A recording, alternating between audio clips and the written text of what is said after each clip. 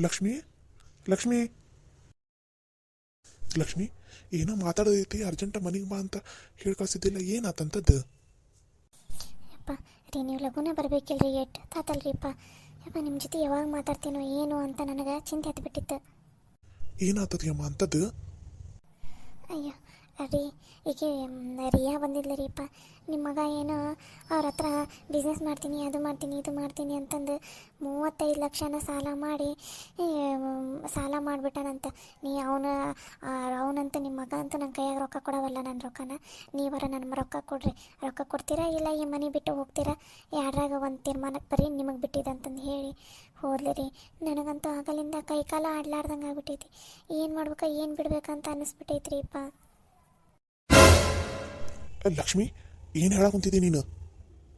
ಹ್ಞೂ ರೀ ಮಾವರ, ಅಕ್ಕ ಹೇಳಾಕುಂತಿದ್ದು ಕರೆನ ಐತಿ. ಅಕ್ಕಿ ಬಂದು ನಂಗೆ ಹೇಳಿ ಹೋದಾಗಿಂದ ನಮಗಂತೂ ಕೈಕಾಲ ಆಡ್ಲಾರ್ದಂಗೆ ಆಗ್ಬಿಟ್ಟು ಅದಕ್ಕೆ ನಿಮ್ಗೆ ಕರೆ ಕಳಿಸಿದ್ದು. ಏನು ಮಾಡ್ಬೇಕು ಏನು ಬಿಡೋಕೆ ಒಂದು ತಿಳಿಯೋವಲ್ದು ನಮಗಂತೂ. ನನ್ನ ಮಗನಿಂದ ನನಗಂತೂ ನೆಮ್ಮದಿನೇ ಇಲ್ಲದಂಗೆ ಆಗ್ಬಿಟ್ಟೈತಿ. ಇನ್ನು ಏನೇನು ಮಾಡಕ್ಕೆ ಹೋಗ್ಕಾನ ಅವನು ಊರಾಗ ಮರ್ಯಾದೆ ತೆಗೆದಿಡ್ಬೇಕಂತ ನಾನು ನಿರ್ಧಾರ ಮಾಡಿಬಿಟ್ಟ ನಾನು ಅಂತ ಅನಿಸ್ತೈತಿ. ಮದುವೆ ಮಾಡ್ಕೊಂಬಂದು ಅರ್ಧ ಮರ್ಯಾದೆ ತೆಗೆದಿಟ್ಟ. ಈಗ ಇಂಥ ಕೆಲಸ ಮಾಡಿಟ್ಟು ಇನ್ನೂ ಅಲ್ಪ ಸ್ವಲ್ಪ ಇರೋ ಮರ್ಯಾದೆನೂ ತೆಗೆದಿಟ್ಬಿಟ್ಟ ನೋಡವ. ಅತಿಯಮ್ಮ ನೀವೇನು ಹೆದರ್ಕೊಳಕ್ಕೆ ಹೋಗ್ಬೇಡಿ, ಟೆನ್ಷನು ಮಾಡ್ಕೊಳಕ್ಕೆ ಹೋಗ್ಬೇಡ್ರಿ. ಅವ್ರು ಬಂದು ಹಿಂಗೆ ನಿಮ್ಮ ಮಗ ಸಾಲ ಮಾಡೋಣ ನೀವು ತೀರಿಸಿ ಇಲ್ಲ ಮನೆ ಬಿಟ್ಟು ಹೋಗ್ರಿ ಅಂತ ಅಂದ ಮಾತ್ರಕ್ಕೆ ನಾವು ಮನೆ ಬಿಟ್ಟು ಹೋಗೋಕ್ಕೂ ಆಗಲ್ಲ, ಅಷ್ಟು ರೊಕ್ಕನ ನಾವು ಸಾಲ ತೀರ್ಸೋಕ್ಕೂ ಆಗಂಗಿಲ್ಲ. ಆಕಿ ಗಂಡ ಸಾಲ ಮಾಡಿದ್ರೆ ಅದು ಅವರಿಬ್ರು ಗಂಡ ಹೆಂಡತಿಗೆ ಬಿಟ್ಟಿದ್ದು, ಅದನ್ನು ಬಿಟ್ಟು ಇಲ್ಲಿ ಮನೆ ತನಕ ತಂದ್ರೆ ನಾವು ಸುಮ್ಮನೆ ಇರೋಂಗಿಲ್ಲ. ನೀವೇನು ತಲೆ ಕೆಡ್ಸ್ಕೊಬೇಡ್ರಿ ಅತಿಯಮ್ಮ, ಅದನ್ನು ಹೆಂಗೆ ಸರಿ ಮಾಡಬೇಕು ನಂಗೆ ಗೊತ್ತೈತಿ.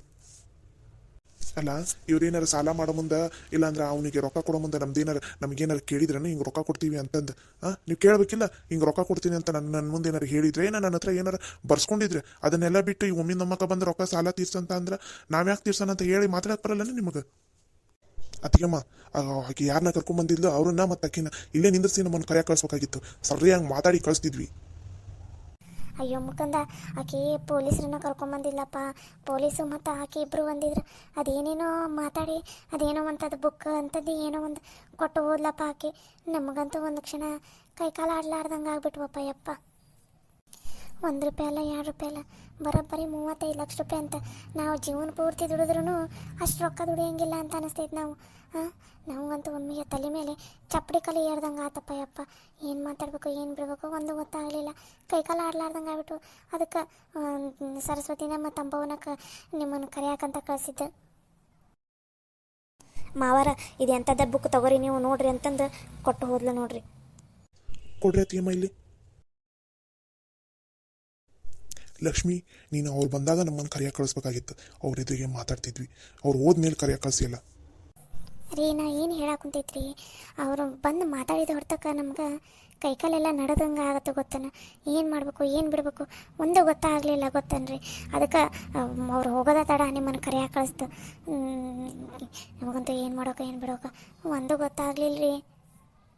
ಅಣ್ಣ ನೀ ಏನು ತಲೆ ಕೆಡ್ಸ್ಕೊಳಕ್ಕೆ ಹೋಗ್ಬೇಡ.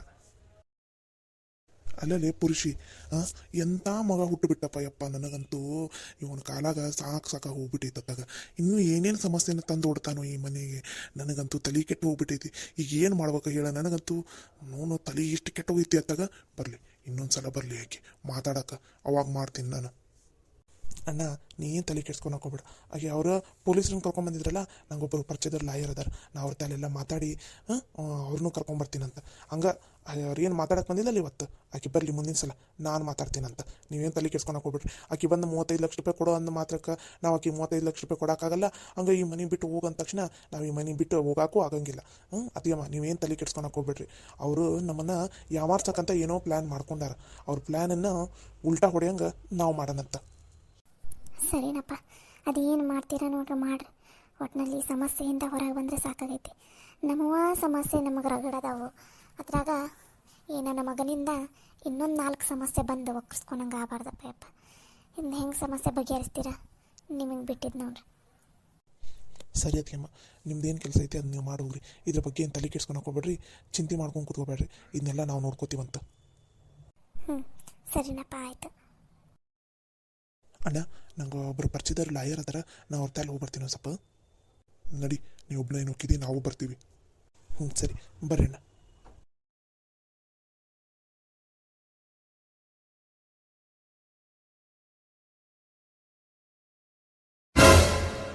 ಹಾಯ್. ರೀ ನಿಮ್ಗೇನಾರು ತಲೆಗಿಲಿ ಕೆಟ್ಟೈತನ್ರಿ ಒಮ್ಮಿಂದ ಒಮ್ಮೆಗೆ ಎದೆ ಮೇಲೆ ಬಂದು ನಿಂತ್ಕೋತಿರಲ್ಲ. ಅಲ್ಲ ರೀ, ಏನೋ ಸರ್ಪ್ರೈಸ್ ಆಗಲಿ ಅಂತ ಸ್ಲೋ ಆಗಿ ಬಂದ್ರೆ ನೀವೇನ್ರಿ ಒಮ್ಮಿಗೆ ಸಿಟಿಗೆ ಹೋಗ್ತೀರಿ. ಯಾವಾಗ ನೋಡಿದ್ರು ಸಿಡಿ ಅಂತಿರ್ತೀರಲ್ಲ, ಒಂದು ಸ್ವಲ್ಪ ನಕ್ಕೊಂತ ಮಾತಾಡ್ರಿ. ನಾನು ಯಾಕ್ರಿ ನಿಮ್ಮ ಜೊತೆ ನಕ್ಕೊಂತ ಮಾತಾಡ್ಬೇಕು? ಹಾಂ, ನನಗೂ ನಿಮಗೂ ಏನು ಸಂಬಂಧ? ಸುಮ್ಮನೆ ಇಲ್ಲಿಂದ ಹೊರಟೋಗ್ಬಿಡ್ರಿ ಅಷ್ಟೇ.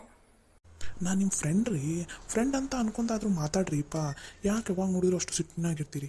ಸಿಟ್ಟಿನಾಗೂ ನೀವು ಚಂದ ಕಾಣಿಸ್ತೀರಿ, ಆದರೂ ನಕ್ಕೊಂತ ಮಾತಾಡಿದ್ರೆ ಇನ್ನೂ ಚಂದ ಕಾಣಿಸ್ತೀರಿ. ಅದಕ್ಕೆ ಸ್ವಲ್ಪ ನಕ್ಕೊಂತ ಮಾತಾಡ್ರಿ ಕಾವೇರಿಯವರ.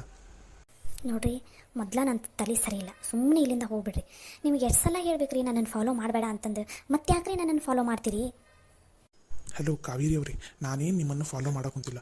ನಾನು ಇದೇ ಕಾಲೇಜ್ನಲ್ಲೇ ಓದ್ತಾ ಇದ್ದೀನಿ, ಅದಕ್ಕೆ ಈ ಕಾಲೇಜಿಗೆ ಬರ್ತೀನಿ. ನೀವು ಕಂಡಾಗ ನಿಮ್ಮನ್ನು ಮಾತಾಡ್ತೀನಿ ಅಲ್ರಿ. ಪರಿಚಯ ಇದ್ದವ್ರನ್ನ ಮಾತಾಡ್ಸ್ಲಿಲ್ಲ ಅಂದರೆ ಸರಿ ಏನ್ರಿ? ನೀವೇ ಹೇಳ್ರಿ, ಅದು ಸೊಕ್ತನ ಆಗುತ್ತಿಲ್ಲ ರೀ. ಅದಕ್ಕೆ ನಿಮ್ಮನ್ನು ಬಂದು ನೀವು ಕಂಡಾಗ ನಿಮ್ಮನ್ನು ಮಾತಾಡ್ಸ್ತೀನಿ ನಾನು.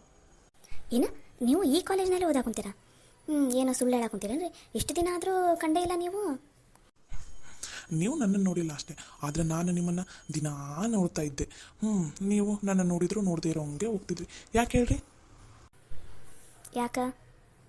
ಯಾಕಂದರೆ ನಿಮ್ಗೆ ನಾನು ಇಷ್ಟು ದಿನ ಪರಿಚಯ ಇಲ್ಲಾಗಿದ್ದೆ.